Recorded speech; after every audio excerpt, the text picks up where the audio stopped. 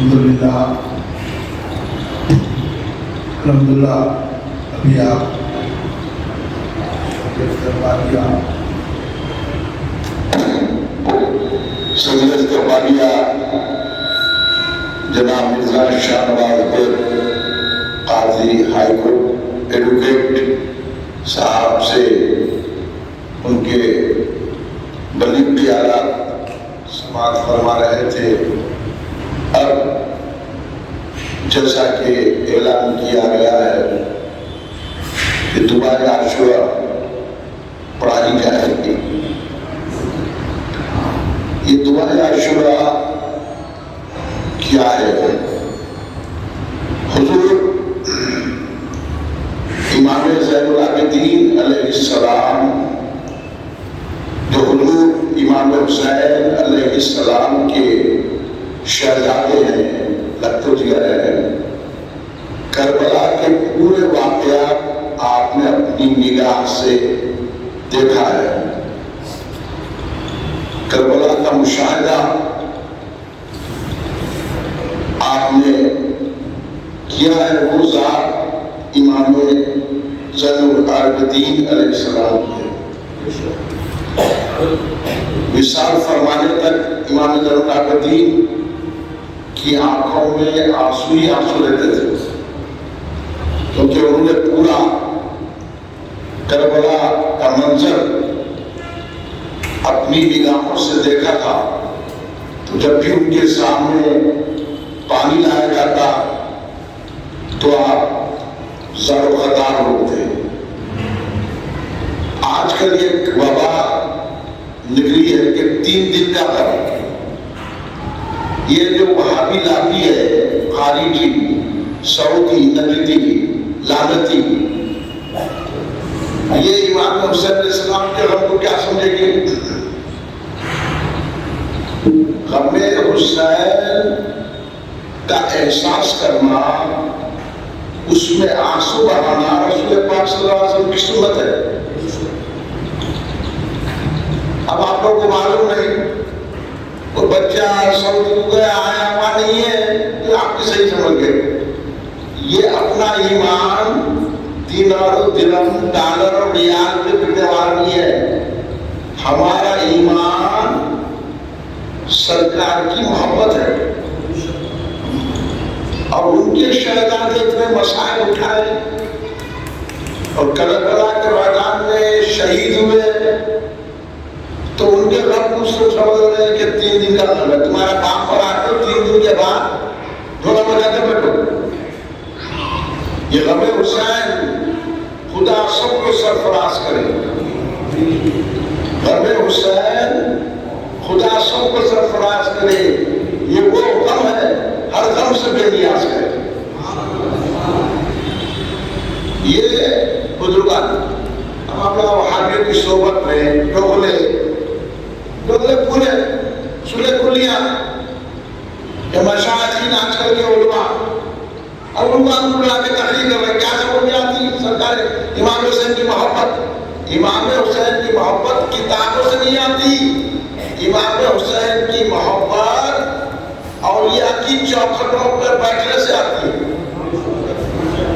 خالی کتابیں پڑھنے والے مفتی بن گئے آ کے تقریر کر رہے، لوگ بلا رہے ہیں، کہے گا امام حسین کی محبت جو امام حسین کو دل و جان سے چاہتے ہیں ان کی صحبت میں بیٹھنے سے ہوتی ہے۔ نہیں تو 3 دن کا غم ہے، علیہ السلام کہیں تو بولتے یا حسین کہیں تو بولنا، کھچڑی یا بھرپوری کیوں بنانا، شربت کیوں بنانا، یہ اعتراضات آپ کے سامنے آتے ہیں۔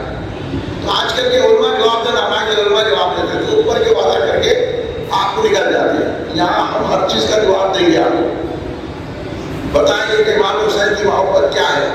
یہ علماء چمچے ہیں لیڈروں کے، یہ مشائخین چمچے ہیں لیڈروں کے، ان کو بلا کے آپ جلسہ کریں گے تو کچھ آپ کو امام حسین کی محبت نہیں ملے گی۔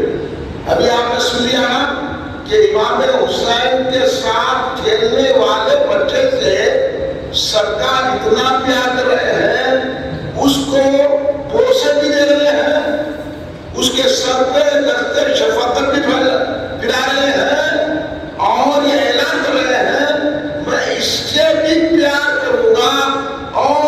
ماں باپ سے بھی پیار کروں گا، یہی نہیں بلکہ میں اس کی بھی قیامت میں بخشش کرواؤں گا اور اس کے ماں باپ کی بھی بخشش کرواؤں گا۔ یہ بول تھا مفتی کو یاد ہے آپ کو؟ اس وجہ سے ہم بولتے ہیں دم سے بات کرو۔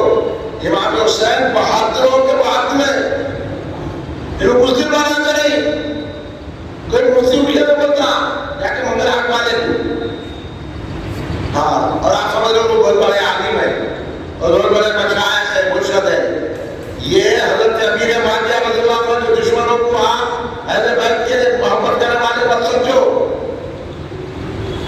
اہل بیت اور صحابہ میں ایسی محبت تھی کہ دنیا میں کسی کی ایسی محبت نہیں۔ صحابہ نے اہل بیت کی محبت سکھائی، اہل بیت نے صحابہ کا احترام سکھایا۔ یہ سننا ہے تو باقی نہیں بڑھتا، کیونکہ دعائے آخرت کا وقت ہو چکا ہے۔ میں چند باتیں آپ کو شروع اس لیے کر رہا ہوں کہ اگر آپ سچی محبت میں آئے ہیں تو جمعے کے بعد بھی بیانات سنیں گے، واقعات شہادت سنیں گے، آنسو بہائیں گے اور جنت کا کلیٹ حاصل کریں گے۔ کہ ابھی واقعہ نہیں ہوا، سرکار آنسو بہا رہے ہیں اور ایک پکوڑا پڑا کے 3 دن کا لعنت ہے ایک پر۔ یہ رازیہ اللہ خدا ہے، یہ لعنتیہ ہے۔ یہ رازی بھی مسلمان نہیں، یہ وہابی بھی مسلمان نہیں۔ امام حسین کے چاہنے والے آپ پر احمد ہیں، سنی۔ یہ بات سمجھنا ہے تو چونکہ جمعے کے بعد پھر بیانات کا سلسلہ ہوگا اور دعا عشرہ پڑھائی جا رہی ہے، تو حضرت امام زین العابدین جنہوں نے اپنی نگاہ سے پورے کربلا کے واقعے کو دیکھا اور زندگی میں آنسو بہاتے رہے، وہ ارشاد فرما رہے ہیں کہ 10 محرم آج کے دن، 10 محرم کو جو یہ دعائے عاشورہ پڑھ لیتا ہے، اللہ اس کو ہر بلا آفت، ہر مصیبت، مرض سے دور رکھتا ہے۔ اس لیے کلی مرکزی مجلس مسلمان دعائے عاشورہ کا اہتمام کرتی ہے۔ اب ہمارا دیکھا دیکھی دوسرے کو نہ پڑھو، پہلے اتنے پیسے ملتے تھے ہمارے قصیب کا، اب انہیں کرا انہیں کہا پورے پکوڑے کر رہے اور یہ بڑی عجیب کیا کہ آنسو سو رہے، بولا تیرا تو بڑا قصور ہے، کیوں تے پہلے مارنا؟ ہے کہا مجھے رہے، ہے کہا عالم ہے، جو یزید کی تعریف کر رہا۔ لہذا آپ اچھے سنی بن کے یہاں سے جائیے، میں بتاؤں گا آپ کو دلائل کی روشنی میں، ایسا نہیں قصے کہانی سنا کے میں چھوڑ دوں گا، دلیل دوں گا ہر بات پہ اور بتاؤں گا۔ سنی بنو بھائی سنی، تو وہاں بھی کو دیکھ کے ڈرنے والے سنی نہیں رہتے، ہاں بڑے بلا کے جلسے کر لے کے کھانا کھلا کے بہت بڑا حساب کریں گے امام حسین۔ ہاں امام حسین کی سچی محبت رکھنا، جو یزید کی تعریف کرا اس سے لڑنے نہ، جو حضرت امینہ بیٹا کو برا برا سے لڑنے نہ، یہ کر رہے ہیں علماء اپنا کام، کہیں کہ علماء ہے یہ کہیں کہ وہ جاہلی نہیں۔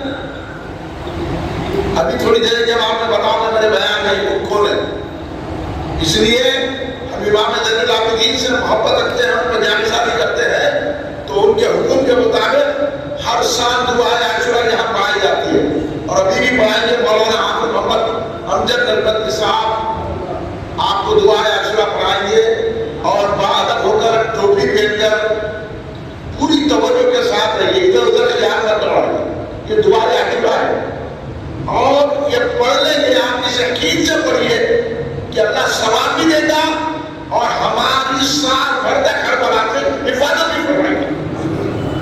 یہ پہلے نیت کر لو، ثواب بھی ملے گا پڑھنے کا اور پھر اللہ ہر بلا آفت بیماری سے ہماری حفاظت، اس یقین کے ساتھ اللہ پہ نظر رکھ کے دعا پڑھو۔ امام حسین کے صدقے میں اللہ ہم کا بلا سے رکھ دے۔ تو آپ کو حافظ صاحب پہلے استغفار پڑھائیں گے، وہ پڑھ لینا، پھر درود شریف پڑھائیں گے، پھر 7 مرتبہ دعائے عاشورہ پڑھائیں گے، توجہ سے سنیے۔ اس کے بعد فاتحہ ہوگی، دعا ہوگی اور جب وقت ہو جائے گا نماز جمعہ کا تو پھر ہم نماز جمعہ بھی ادا کریں گے. میں حافظ صاحب سے خواہش کرتا ہوں کہ وہ دعا اشنا پڑھائیں اور اس دعا کے ذریعے سے امام زین العابدین کے ارشاد کے مطابق اللہ ہمارا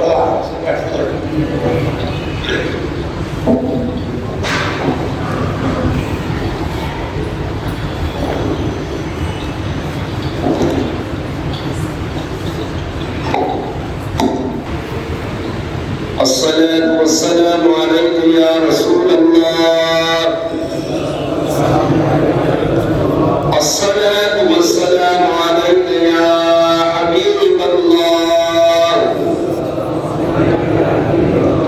الصلاة والسلام عليك يا نور الله. صلى الله تعالى عليك وسلم. استغفر الله ربي من كل ذنب واتوب اليه. استغفر الله ربي من كل ذنب واتوب اليه. استغفر الله ربي من كل ذنب وأتوب إليه. أستغفر الله ربي من كل ذنب وأتوب إليه. أستغفر الله ربي من كل ذنب وأتوب إليه. أستغفر الله ربي من كل ذنب وأتوب إليه. أستغفر الله ربي من كل ذنب وأتوب إليه. أستغفر الله ربي من كل ذنب وأتوب إليه.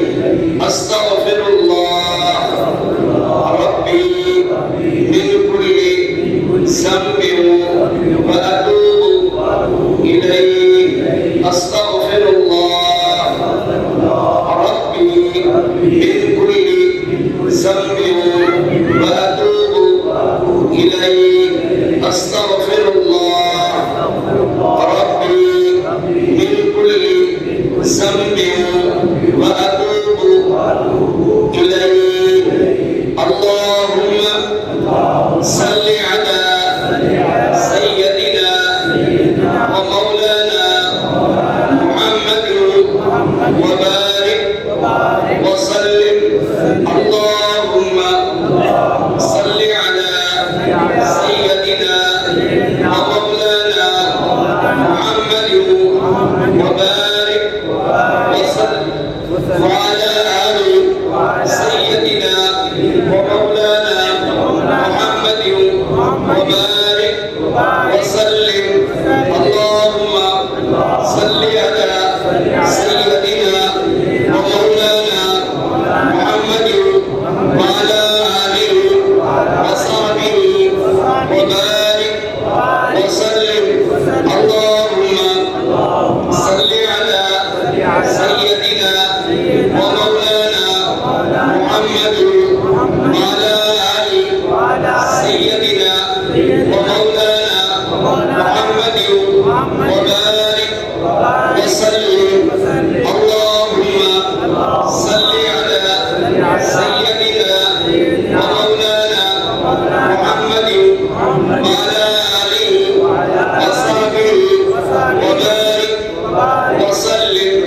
اللهم صل على سيدنا ومولانا محمد وعلى آله سيدنا ومولانا محمد وبارك وسلم. اللهم صل على سيدنا ومولانا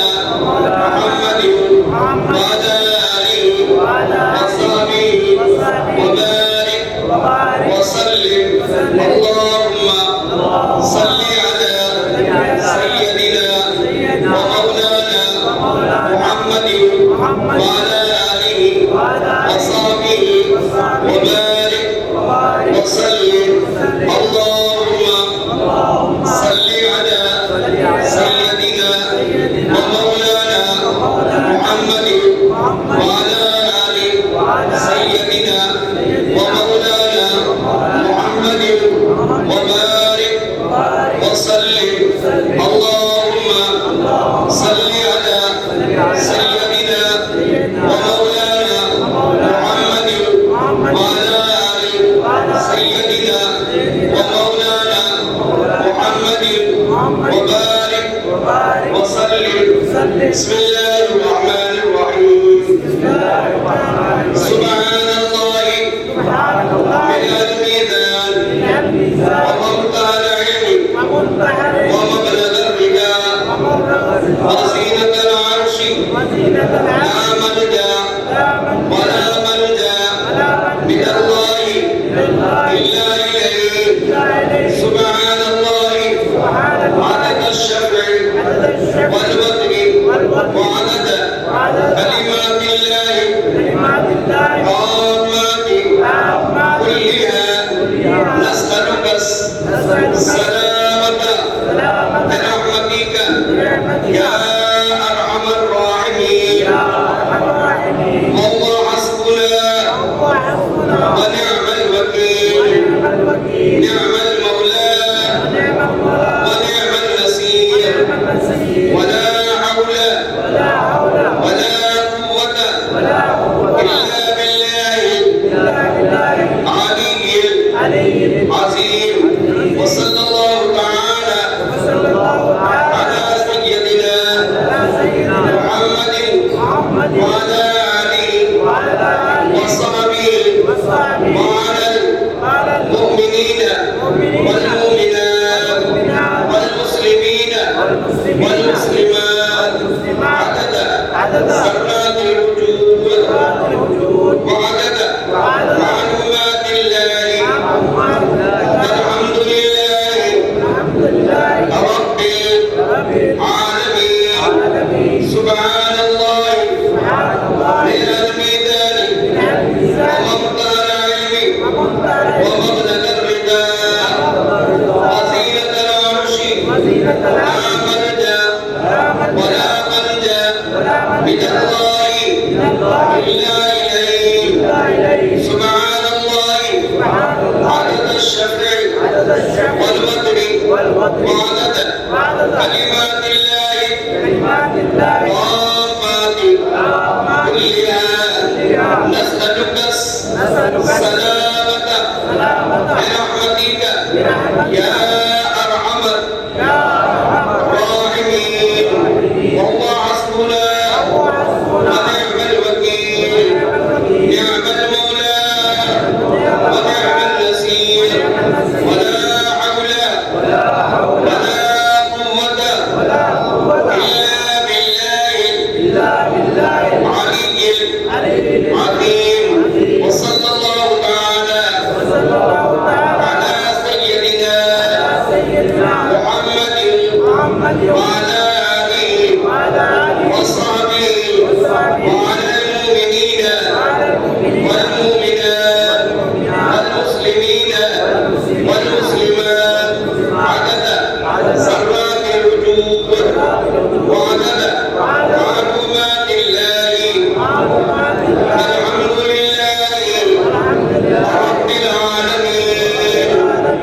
سبحان الله من الميزان ومنتهى العلم ومبلغ الرداء وزينة العرش لا ملجأ ولا ملجأ من الله إلا إليه. سبحان الله عدد الشفع والوتر وعدد كلمات الله التامات كلها. نسألك السلامة برحمتك يا أرحم الراحمين. والله حسبنا ونعم الوكيل.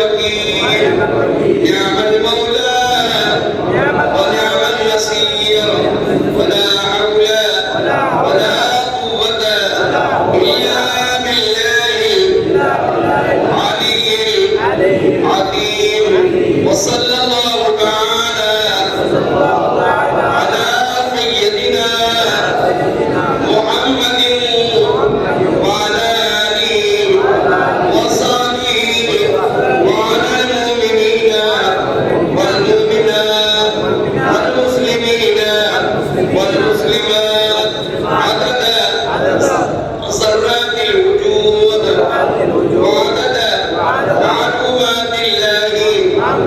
والحمد لله رب العالمين. سبحان الله ملء الميزان وموضع العلم ومبلغ الرداء وزينة العرش. لا ملجأ ولا ملجأ من الله إلا إليه. سبحان الله عدد الشفع والبطر وعدد كلمات الله الطامات كلها. نسألك السلامة برحمتك يا أرحم الراحمين. والله حسبنا ونعم الوكيل. نعم المولى ونعم النصير. وصلى الله تعالى على سيدنا محمد وعلى آله وصحبه وعلى المؤمنين والمؤمنات والمسلمين والمسلمات عدد ذرات الوجود وعدد معلومات الله. الحمد لله رب العالمين. سبحان الله ملء الميزان وموضع العلم ومبلغ الرداء وزينة العرش. لا ملجأ ولا منجا من الله إلا إليه. سبحان الله عدد الشفع والبطر وعدد كلمات الله الطامات كلها. نسألك السلامة برحمتك يا أرحم الراحمين. والله حسبنا ونعم الوكيل. نعم المولى ونعم النصير. ولا حول ولا قوة إلا بالله العلي العظيم. وصلى الله تعالى على سيدنا محمد وعلى آله وصحبه وعلى المؤمنين والمؤمنات والمسلمين والمسلمات عدد ذرات الوجود وعدد معلومات الله. والحمد لله رب العالمين. سبحان الله ملء الميزان وموضع العلم ومبلغ الرداء وزينة العرش. لا ملجأ ولا ملجأ من الله إلا إليه. سبحان الله عدد الشفع والبطر وعدد كلمات الله الطامات كلها. نسألك السلامة برحمتك يا أرحم الراحمين. والله حسبنا ونعم الوكيل. نعم المولى ونعم النصير. ولا حول ولا قوة إلا بالله العلي العظيم. وصلى الله تعالى على سيدنا محمد وعلى آله وصحبه وعلى المؤمنين والمؤمنات والمسلمين والمسلمات عدد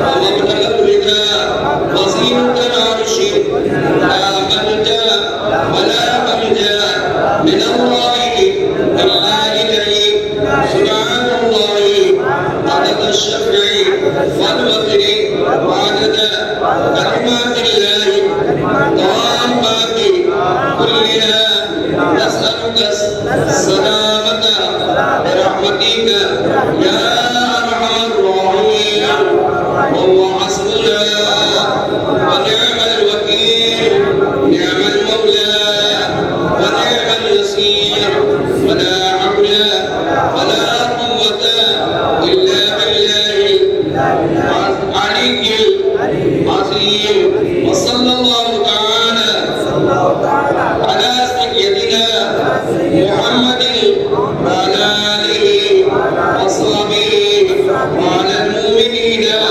والمؤمنات والمسلمين والمسلمات عدد سرات الوجود وعدد معلومات الله والحمد لله رب العالمين.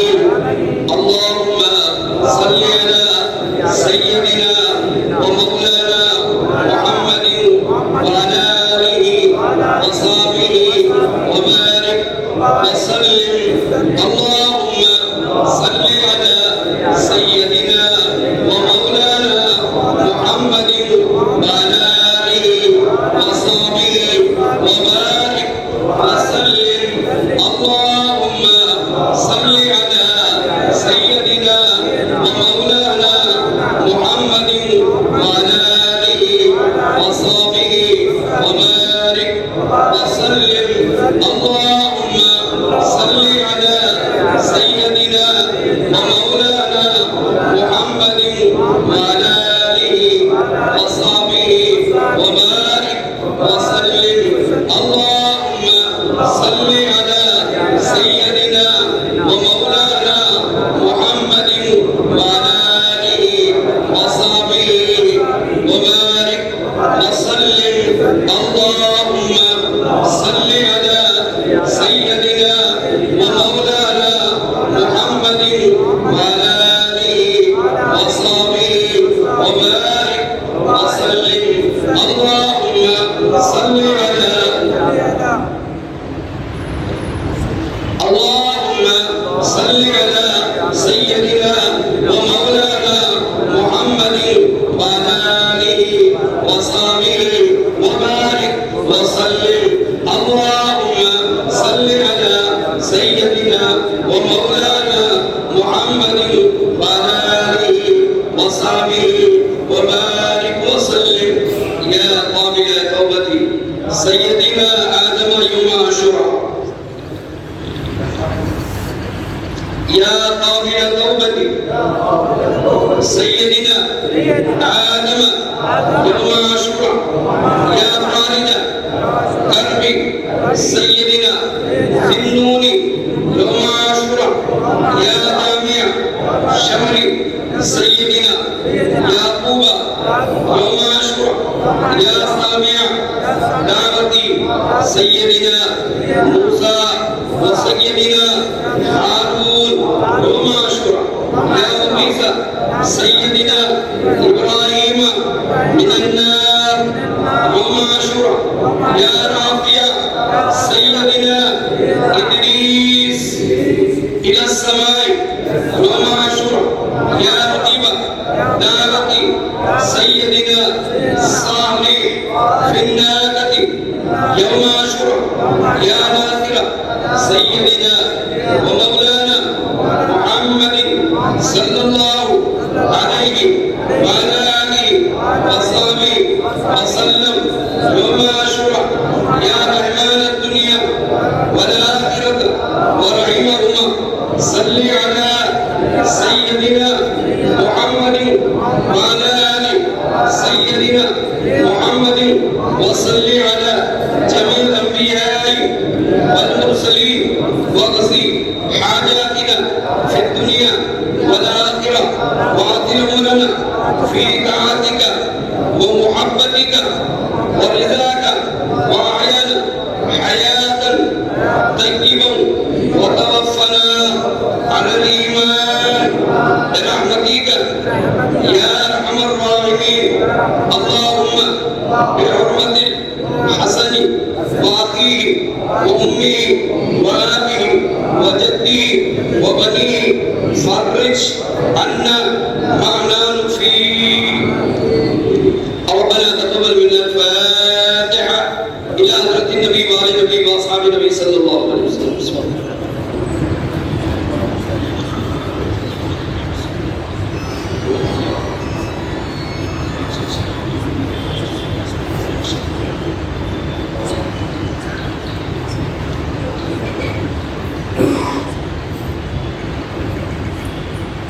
اللهم صل على سيدنا مولانا محمد وعلى ال سيدنا مولانا محمد وبارك وسلم. اللهم ربنا آتنا في الدنيا حسنة وفي الآخرة حسنة وقنا عذاب النار. سمعنا وأطعنا غفرانك ربنا وإليك المصير. وقل رب اغفر وارحم وأنت خير الراحمين. یا اللہ یا رحمان یا رحیم پاریلا ہمارے گناہوں کو معاف فرما، ہمارے خطاؤں کو درگزر فرما. اے کریم مولا آج کے مقدس دن ہم گناہ گاروں کی مغفرت فرما، ہم سیاہ کاروں کی مغفرت فرما، ہم خطا کاروں کی مغفرت فرما. مولا جتنے خوش نصیب میرے مولا یہ ذکر حسین میں یہاں حاضر ہے، تمام کے جانوں کے اندر برکت عطا فرما، مالوں کے اندر برکت عطا فرما، عزت اور آبرو کے اندر برکت عطا فرما، تمام کے حال میں برکت عطا فرما، اولاد میں برکت عطا فرما. مولا کریم کل ہند مرکزی مجلس اہل سنت و جماعت کو ترقی عطا فرما، آفتاب خطابت کو میرے مولا عمر دراز عطا فرما، صحت و تندرستی عطا فرما. جتنے مسلمان مرد مسلمان عورتیں بچے یہ دنیا سے رخصت ہو چکے باری لام تمام کی مغفرت فرما. مولا ان گناہگار ہاتھوں کی لاز رکھ لے، ان سیاہکار ہاتھوں کی لاز رکھ لے، ان خطاکار ہاتھوں کی لاز رکھ لے. مولا جب تک بھی ہم روئے زمین کے اوپر رہے مولا تیرے حبیب کے آل رسول پاک کے اصحاب رسول پاک کے اولیاء اللہ کے ہمیں وفادار بن کر جینے کی توفیق عطا فرما. مولا نزا کے وقت ہماری مدد فرما، قبر میں ہماری مدد فرما، کل قیامت کے دن ہمیں ذلت و رسوائی سے بچا. مولا ذلت و رسوائی سے بچا. مولا روئے زمین کے مسلمانوں کو سکون اور چین کی زندگی عطا فرما. مولا ہمارے دعا کو رسول پاک وآل رسول پاک وازواج رسول پاک واصحاب رسول پاک جميع اللہ العالمین کے صدقے تفضل وسیلے سے قبول فرما. ان اللہ وملائکته یصلون علی النبی یا ایھا الذین آمنوا صلوا علیہ وسلموا تسلیما. اللهم صل علی سیدنا مولانا محمد وعلى آل سیدنا مولانا محمد بارک وسلم. صلاۃ و سلام علیک یا رسول اللہ وفضل سبحان ربک رب العزة عما